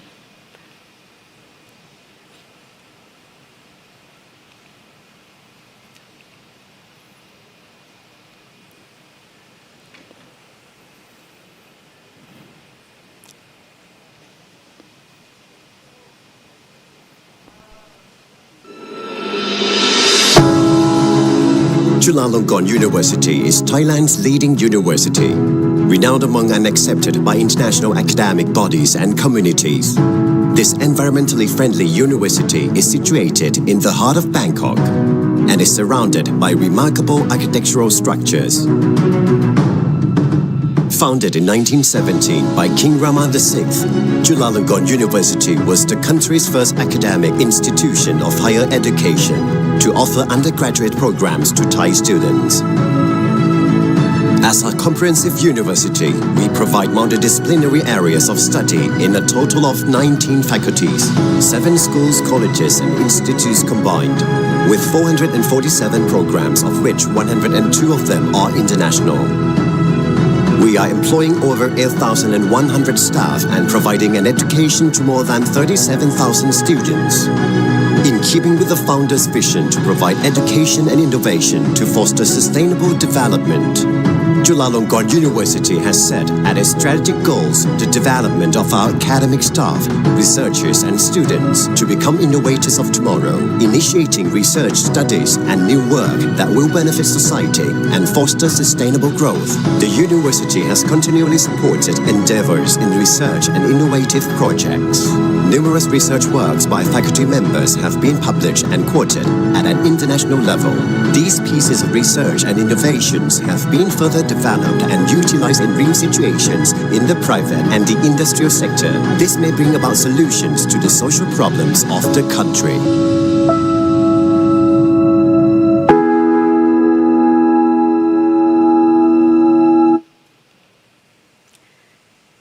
So ICHEP 2028 will be the first ICHEP in Thailand and only the second in Southeast Asia after Singapore in 1990, so basically 38 years ago. High energy physics is one of the Thailand frontier research areas. And recently, we just host the conference, the computing conference, high energy physics conference with around 500 participants as a small rehearsal. Before showing you all nice pictures about Thailand, I would like to explain why hosting the ICHEP would mean so much to Thailand. So the high energy physics community in Thailand did not grow overnight. It has been built step by step under the initiative of Her Royal Highness Princess Mahachakri Sirinthorn, following the first royal visit to CERN in 2000, which was 26 years ago. Since then, Her Royal Highness has continuously encouraged Thai students, researchers, and universities to connect with leading laboratories around the world, including CERN, DAISY, GSI, ICHEP, ICECube, and many more. And these opportunities have opened doors to scientific training, international collaboration, technology transfer, and Thai participation in major experiments. The program has continued to grow with recent activities in collider neutrino physics and future collider activities. So I would like to show you these nice pictures. These are some important moments from this long journey. Without Her Royal Highness' vision and continuous support, it is difficult for me to imagine where Thailand would stand today in the global high-energy physics community. So hosting ICHEP 2028 is much more than organizing an international conference for us. It is another major milestone in this journey and a great honor for Thailand. It also gives us the opportunity to welcome to our home the international community that has supported and worked with us so many years. So here, we're going to have Chulalongkorn University as the conference venue. It is in the center of Bangkok and surrounded by many famous places. It's reachable to the Grand Palace, just 2 subway stations, and to the Chinatown, also to shopping center, just in the walking distance, and also you can also walk to the park. And the main conference facilities will also be concentrated within a compact and walkable part for the campus. More than 100 hotels are located near the conference venue, covering a wide range of budgets. So the price begins from 15 euros for economy accommodation, while we have 3 or 4-star hotels that generally range from 40 to 100 euros. We have many direct connections across Asia, Europe, Middle East, Australia, as well as the convenient one-stop connections from the North America. For our Latin America colleagues, it just needs an extra stop. So there are 73 countries which are exempted by the Thai visa, and 4 countries visa on arrival is available. And the other could get visa easily via our electronic visa system. We will make sure that we're going to provide the update information, invitation letters, and dedicated visa support when the time arrives. Okay, the plenary sessions will be organized in this nice historic main auditorium of the university, which has approximately 1,500 seats, which can accommodate our expected 800 up to 1,000 participants. And at the Faculty of Science, there are more than 15 lecture and meeting rooms that's sufficient for 12 to 13 parallel sessions that require for the ICHEP. And this will give everyone a little back to school experience without the exams. And we plan to have the conference banquet as the dinner cruise along the Chao Phraya River, which will pass many historic remarks, including the Grand Palace, many famous temples, and also the shopping malls. And more importantly, everyone will enjoy with our authentic Thai cuisine. So to conclude, on behalf of Chulalongkorn University and Thai High Energy Physics community, I would like to thank IUPAP C11 for the opportunity to bring ICHEP to Thailand for the first time.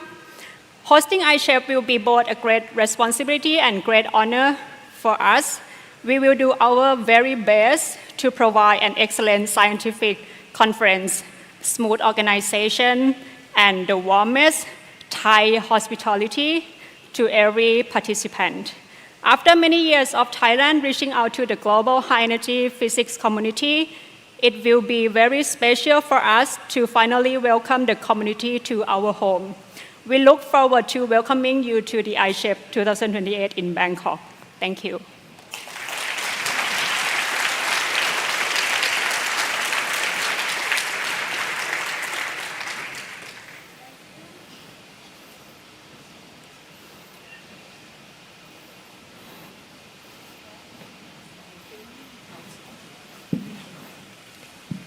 So we now are getting to the end, and we invite Rogério for the closing of the session. Okay.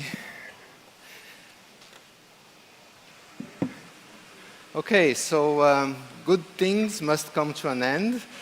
And it's hard to imagine that more than 3 years ago, Inácio and myself decided to make a proposal to bring ICHEP to Brazil. And after all this time of hard work, we're finishing it. That's really amazing. I don't know what I'm going to do tomorrow, okay? Because this is incredible. Okay, so these are the closing remarks for this conference. So I go quickly. As you know, this is the first ICHEP in Latin America. Maybe you don't know that there were some satellite events, one that already happened and one that will happen. There was an international doctorate network in particle physics, astrophysics, and cosmology school that was held here at the International Institute of Physics in Natal. And next week on Monday, so I know what I'm going to do next week because I'm going to be there, is the second edition of the FINO-EXP workshop that's going to take place at the ICTP Safer in São Paulo. So there are lots of people that contributed to this conference. The local organizing committee was composed of 29 members. One third of those members were women from different Brazilian institutions, and they were divided into 8 committees: the program committee, the finance committee, communication committee, outreach committee, poster committee, infrastructure committee, social committee, proceedings committee. And also I have to say that the Brazilian Physical Society was an important partner to receive the registration fees and also the sponsorships. So these are the members of the local organizing committee. This is all on the homepage, of course. I would just flash a couple of them, a few of them that really led some of these committees that I just showed. So first of all, Carla and Vitor they were the heads of the program committee. That's a huge amount of work, so let's thank them.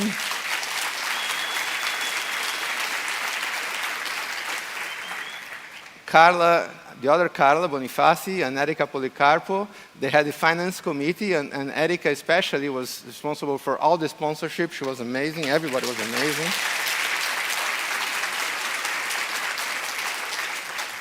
Now, Gustavo was a real hero because the Indico page of this is a super, super complex thing. So Gustavo did everything by himself in the Indico page, so let's thank Gustavo for that. So for communications, Carsten Hensel chaired this communication committee. So I will show you some of the things that he has done. Also an amazing work, so let's thank Carsten. Marcelo Munoz was the chair of the outreach committee that had activities that we also show. So let's thank Marcelo for this. Mauro Consentino was the chair of the poster committee, so he's the one that organized the poster session and everything. For infrastructure, we had Ulises Carneiro, who is he did all the technical checking of what was needed for the conference, and Farinaldo Queiroz, who is he's a professor here in Natal, and he also helped a lot in getting an amazing team of volunteers that helped us. So let's thank Farinaldo and Ulises. Clemencia was the chair of the social committee that put up some activities for us and daycare and look out for food, etc. So let's thank Clemencia. And Irina, she's the chair of the proceedings committee, so you hear from her, okay? So you hear from Irina, her work, we will start. Irina, thank you a lot. Thanks a lot. So the abstracts that we received were submitted into 19 tracks. Each track had 4 to 6 conveners that were approved by the International Advisory Committee to select the submissions. And each of the tracks had a have a liaison from the local organizing committee. 37% of the conveners were women. We had 49 plenary talks that were broadcasted in the ICHEP YouTube channel. 863 parallel sessions were all in person, with the exception of sustainability, 173 posters, and the C11 and ICFA meetings on Sundays. And the total registration number was 1,038, and people that checked in until August 1st was 906. Almost 30% were students, 639 delegates. This is also almost 30% women, 70% men. And this is the distribution in the world. I'm going to get the numbers in the next slide. Sorry, in the next slide. So those are the 19 tracks. We had a new track, which was artificial intelligence, machine learning, and quantum computing in high energy physics. This is the count by country. We had the largest participation was from Brazilians, and the second one China, United States, Italy, Switzerland, Russia, etc. So in the end, we had 984 participants. And this is the picture that we took for the group picture. Unfortunately, the drone, we had a drone, but the drone, because of the interference with the cell phones of everybody, couldn't fly. So this was sorry about that. I was dreaming with this drone picture for 2 years, okay? I was really dreaming with this drone picture. But it's a nice picture. We have the Morro do Careca, which is, everybody has a picture of this, right? So yeah, so that was nice. And the communications, we had the main web page, we have the Indico page, newsletters, we hired the HepCon app, we had the CERN Courier sponsorship, and that was in kind, so that was advertisement for us. You saw beautiful pictures and advertisements in the CERN Courier, and they came here. You all fought for the towels, I know that. And they were genius because they brought the espresso machine. So there was a line every day. There was a line in front of their booth. So really, they're really incredible work. So we hired a journalist, photographer. The photographs are being I think the photos. We also have some interviews, and the photos and interviews are in this folder. This is in the Indico page, and also we have posts in different social media. Instagram, Facebook, and some of them I never heard about. Mastodon, Blue Sky. I hope you consult them. Outreach, we had several outreach activities. We have this exhibit of physics that connects us, CERN in Brazil. We had master classes. We had a science outreach talk by Marcelo Soares Santos on gravitational waves in Portuguese. We had students that were visiting us and taking a look at what the conference looks like. We also had a book release of the history of Brazil in CERN. Is in Portuguese. That was released in this conference. We have lots of sponsors. This is incredible. So thanks to Erika again, because she went after all of this. And it's, of course, it's an IUPAP conference, and the Brazilian Physical Society was a major partner, FAPERNI, FINEP. I'm not going to go through all of this. It was really an amazing list of sponsors, and it's a lot of work, all the contracts, everything, and yeah. Okay. We want to thank some people that were really, really important for this conference to work. So thanks to Leonardo, he's a secretary from my institute, FT UNESP, that came here and helped and was helping even before coming here. Sonia and Thaisa, they're secretaries from the Brazilian Center for Physics Research. Kirsty from CERN. Juliano and Clercio from the International Institute of Physics. And the whole team of volunteers from the International Institute of Physics that were assembled by Farinaldo Queiroz. So let's thank all of them.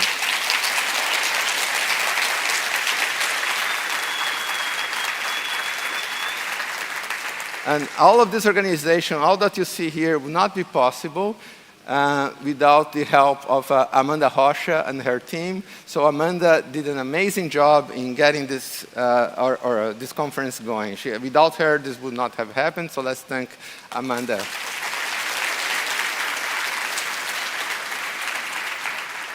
So now I'll just show a few pictures. So this was, of course, in the first venue, in the hotel. There's rooms, and I just show a few pictures. This is the outreach, the master classes that were held in another place, was not in the venue.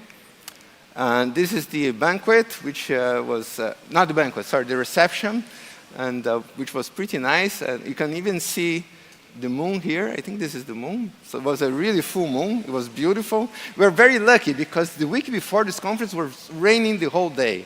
I think we really got lucky, okay? It's really amazing.